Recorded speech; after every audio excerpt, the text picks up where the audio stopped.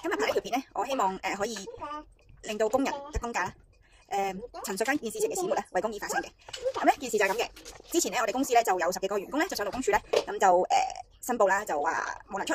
咁同時間咧撞到同一個地盤咧都有一班人咧就投訴嘅。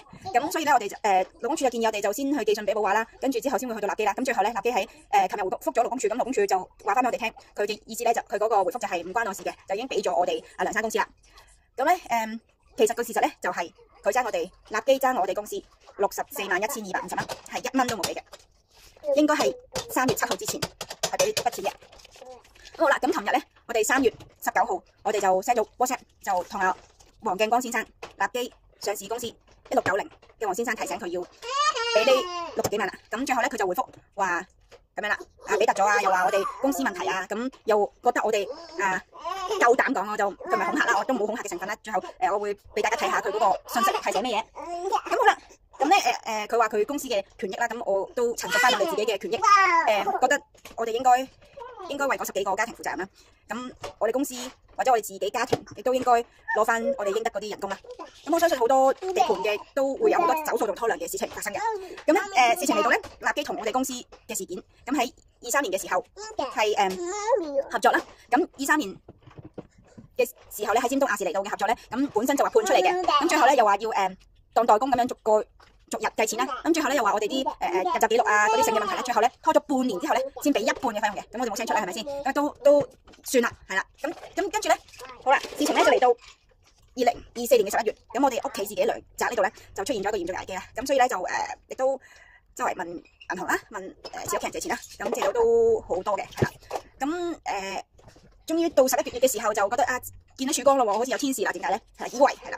咁就係因為立基咧，就黃先生就親自聯絡阿梁生，就同佢講話叫佢過去衛城道8號去努力啦。因為尾期嘅時候爭都講緊工咁樣，咁大家可以上網 search 下衛城道8號咧，亦都係搞咗好耐都未完工啦咁樣成嘅。咁最後咧就係都講翻就係恒基地產呢個地盤之後補話就係破咗產嘅，係啦。咁跟住之後咧就去到立基工程1690啦。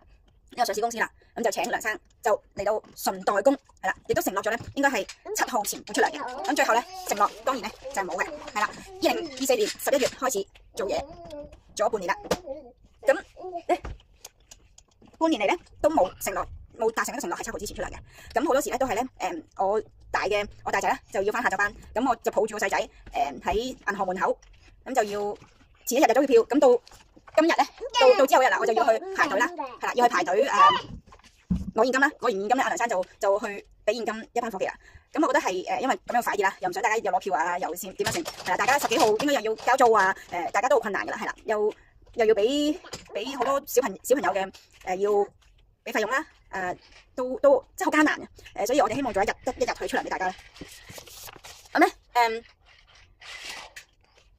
最後咧就係到上個月2022年嘅2月中啦，我哋真係到最後，好似本身係7號，我哋到月中真係都未收到糧啦。咁地盤嗰啲職員都同我哋講，咁真係冇辦法咯，即係一日拖一日，咁最後都係冇出。咁最後咧，我哋未收到糧，咁之後就成班10幾個伙計就去撤退啦。咁但係到今日為止，今日3月20號係1蚊都冇收過嘅。咁之前都提過啦，阿黃生咧係講過話，叫佢上去，叫梁生去同佢傾嘅。但係傾嘅完嘅意思咧就係咧，因為之前咧已經傾過啦，佢揾啲員工咧有 send message 過嚟話俾1半人工我哋接受。咁1半咧，1半點搞咧？即係要我哋蝕30幾萬。咁我哋又冇可能，亦都冇錢蝕30幾萬俾佢哋，就硬30幾萬，亦都冇可能俾1半人工一班伙計嘅。咁我都唔知點講啦。我唔知大家接唔接受呢樣嘢啦，或者覺得我哋應該點樣處理啦？我唔係想拍呢條片去令自己爆紅，冇人想挖高個肚俾人哋睇嘅。我自己喺演藝，我喺英皇讀10幾年，我冇攞啲嘢出嚟去令自己爆紅。今日攞俾大家睇，係因為希望遭到大家 attention。喺演藝界、喺 promoter 界、喺地盤界，好多拖糧，好多走數。希望你哋都可以睇呢條片讚好、留言、share 俾人。如果你有咁嘅親身嘅經歷嘅，我都希望你哋支持我哋，唔係支持我哋，係支持咁多個家庭，支持工人，支持我哋應該爭取我哋自己權益，係我哋自己努力得翻嚟嘅人工啦。係啦 ，thank you。